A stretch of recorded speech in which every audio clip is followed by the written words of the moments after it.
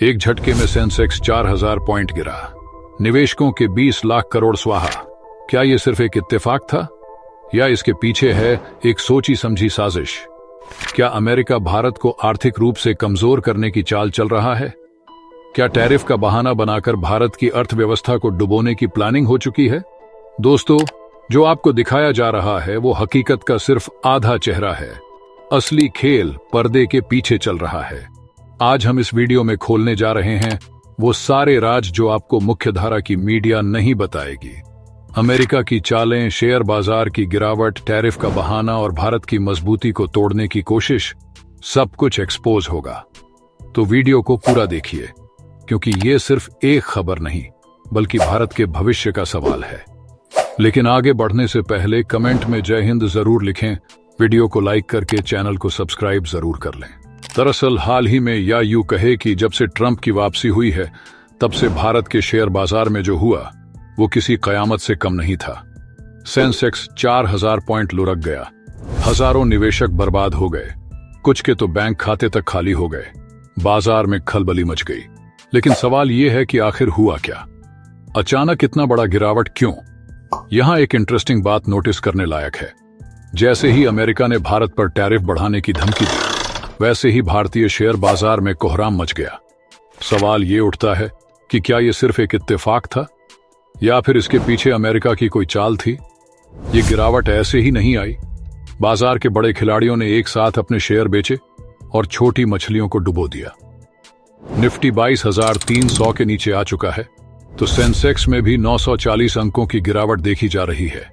Nifty bank भी 500 से ज्यादा अंक टूट चुका है।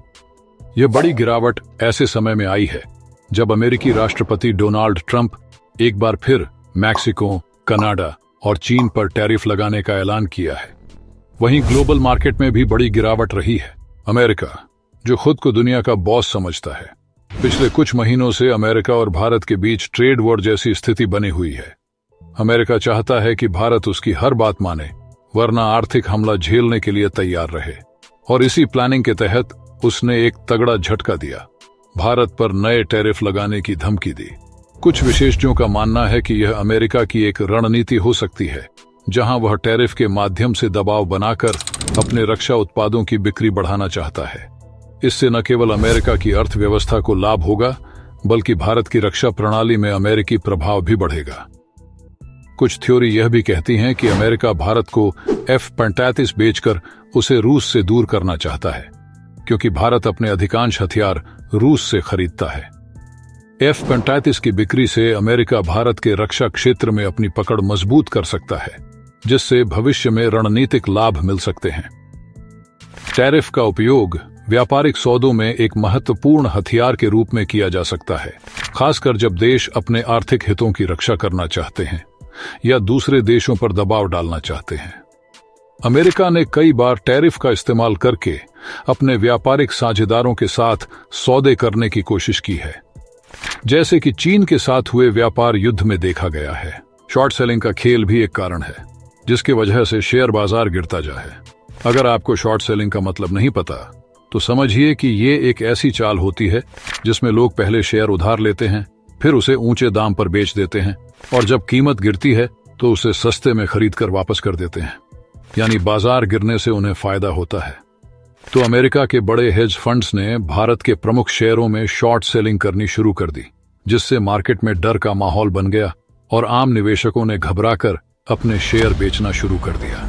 नतीजा, बाजार धड़ाम से नीचे। भारत के शेयर बाजार गिराने के पीछे मीडिया की चालबाजी भी कम नहीं। मीडिया, अमेरिकी मीडिया हो या कुछ भारतीय मीडिया, दोनों ने मिलकर बाजार को और नीचे गिराने का काम किया। झूठी खबरें, अफवाहें और फर्जी रिसर्च रिपोर्ट से भारतीय निवेशकों को डराया गया कि बाजार अब और गिरेगा। और जब आम आदमी डर जाता है तो वो क्या करता है?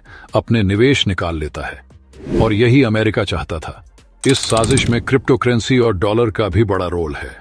जब भारतीय शेयर बाजार गिरा तो बहुत सारे पैसे क्रिप्टो मार्केट की तरफ जाने लगे और वहां अमेरिकी निवेशकों ने पहले से अपने दांव लगा रखे थे। मतलब भारतीय पैसे को अमेरिकी क्रिप्टो बाजार में खींच लिया गया। और दूसरी तरफ डॉलर को और मजबूत करने के लिए अमेरिका ने तरह तरह की नीतियां बनाई ताकि भारतीय रुपए को कमजोर किया जा सके। अब सवाल ये उठता है कि भारतीय निवेशकों को क्या करना चाहिए।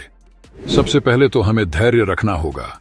हर गिरावट के बाद एक उछाल आता है और हमें अमेरिका की इन चालों को पहचान कर निवेश करना होगा।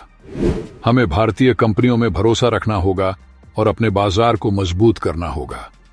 सरकार भी इस गिरावट से निपटने के लिए कई कदम उठा रही है और आने वाले दिनों में बाजार फिर से उठेगा।